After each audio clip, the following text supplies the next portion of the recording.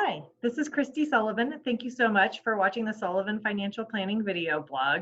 Today I'm going to talk about a subject that may seem uncomfortable or sensitive to you, and that is about you and your brain. And the fact that your brain doesn't always have your best interests at heart, especially when it comes to investing.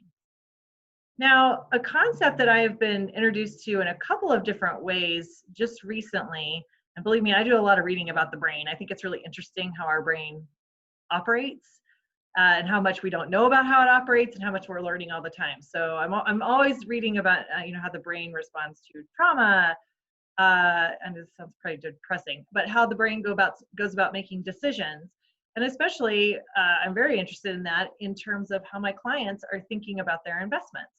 And what I found out most recently that I think is so interesting is that the idea that the brain, well, of course, we know it uses a tremendous amount of our body's energy. So in my blog, I mentioned that the brain, although it only accounts for 20% or 1/20th of our weight, it uses 20% of our energy. So that's amazing.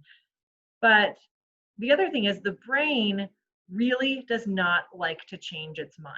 So I've read in many books that our decisions are largely made in our emotional part of our brain, the part of the brain that avoids risk and tries to keep us safe. That's where most of our decision making lies. It's not up here in the prefrontal cortex, the thing that, some people's case says makes us human, that with thumbs. Um, it's not there. Our prefrontal cortex very often is just trying to justify the decision that our emotional brain has already made. And what's new to me, though, is the idea that that is a safety mechanism. It takes the brain a tremendous amount of energy to change its own mind. I know that sounds weird, but once the brain has come to a conclusion, whether that's something that was ingrained to you as a child or a reaction to something that happened to you that was dangerous that you'd like to avoid again, once those decisions have been hardwired into your emotional part of your brain, it's very hard for your complex decision making part of your brain to change its mind. It is natural, in other words, to want to flee from risk. And that is what I find with a lot of clients, especially during the COVID crisis or during any recession. It's really hard for me to make a logical argument to stay in the markets, even though all the data backs it up.